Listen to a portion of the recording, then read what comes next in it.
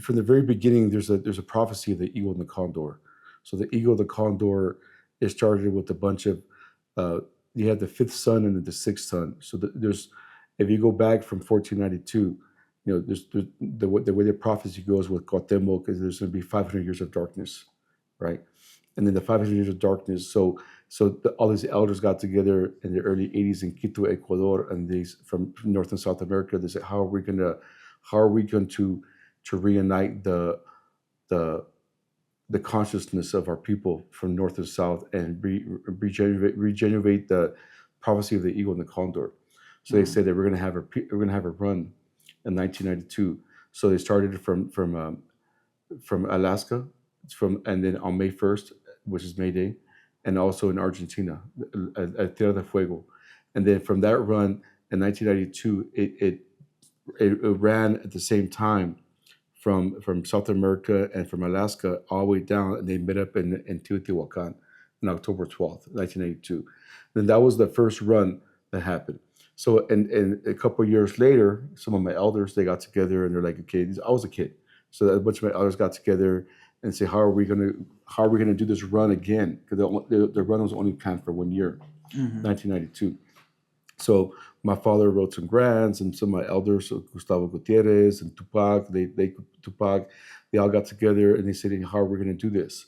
And then so they in 1996, that's when I did it. So the first day, the same day I graduated high school, we went all the way up to Hazelton, British Columbia, and then to Alaska, almost to Alaska, and we ran all the way down to Guatemala, and we met up with the runners at the south. And then from there, my late elder, Francisco Melo, he was the main coordinator of the run from South America. So we all coordinated and we all ran. So it's a run that happens every 4 years, and it's happening right now. So while you were running south, they were running north. Exactly. And you pass each other in the middle? Yeah, we coordinate, and then in Teotihuacan at that time. So now each run is different. It happens every 4 years. Every 4 years.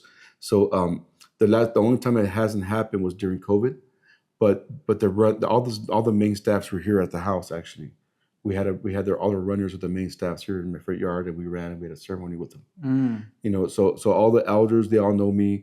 So in regards to being a legacy runner, because this is 1996, before the internet, before coordinating and what have it's you. It's all word of mouth and introductions, handshakes. And when I was a kid, it was pretty much my father was one of the ones who wrote the grants and helped coordinate. And so all the meetings there in Phoenix at the time, everybody came from North and South America, and they all coordinated in Phoenix, and all the main coordinators, the regional coordinators, were staying at my house. So they all got to know me.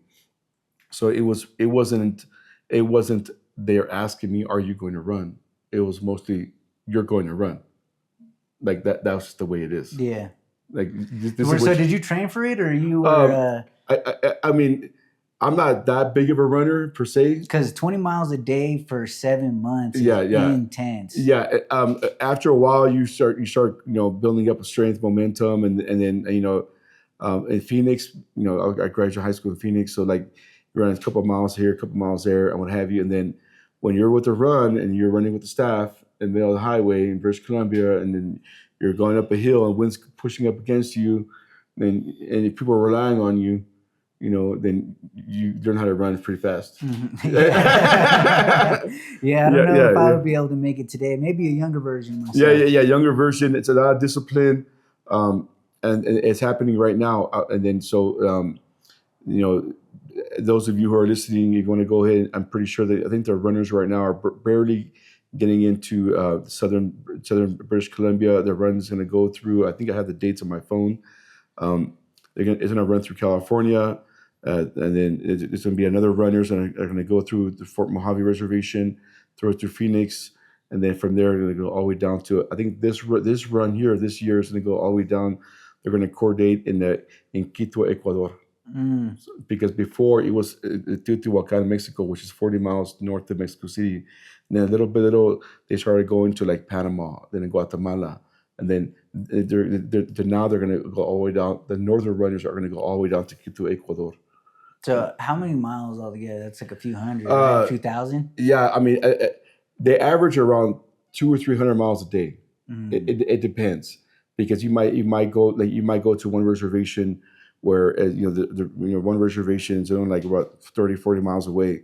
So all the runners they run that way. So it's like a leapfrog run, relay run. How do bathroom breaks work? You're just going while you're running. Well, or what? it just depends. It just depends because you have a lot of sisters that are on their moon cycle. Oh yeah, and then they're wearing dresses and what have you. So it just depends, like on the side of the highway, because a lot of times you're in the middle of nowhere. Mm-hmm. So it's you learn how to respect people's privacy. And you eat when you run and all No, that. no. Well, when you're running, we circle up in the morning, burn sage, burn cedar, introduce ourselves, welcome the new runners, and then the staffs, who's going to run with what staff. And then while we're running, at the end of the day, we circle up, and then it's always a host nation. So the coordinating is very important. Who's going to host us? And then the host community are the ones who feed the runners. So you might go like Canada and the United States. Some of their tribes, it depends on how connected they are with traditions. Sometimes they might go to casinos or a banquet hall or what have you. Sometimes it might be at a boys club, at the barrio or something during the hood. It might be you might running through the Central Coast and you might be camping out in a campground. Or sometimes you go to Mexico and then they have like a big old pot of beans and rice, and then you're feeding a bunch of people. And then sometimes you might go like 7 or 8 days without taking a shower because you go to some towns in Mexico or down south where they don't have water, and then you're asking the community to host people, but they don't even have water for them. Yeah. So you learn how to navigate that, and how to, like, okay, we're here to bring service and community to you, not take from you. The two running groups represent the eagle and the condor. Yeah, the eagle of the north and the condor of the south. So that would be almost like the union between northern tribes and southern tribes. Exactly. And then so that's why it's really, really important, because you're bringing both together.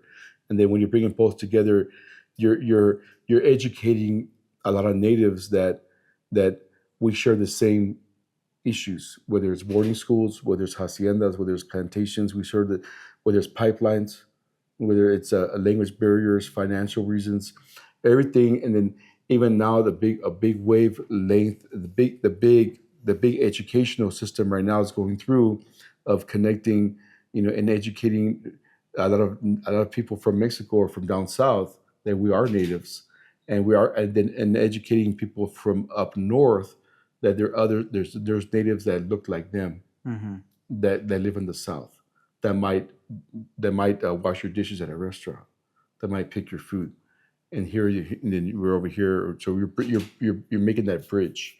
So that's I'm a legacy runner from 1996. Well, that's amazing. Yeah. That's one of my big goals for this podcast, is to provide that type of education. We didn't create these borders. These borders were made by the colonizers.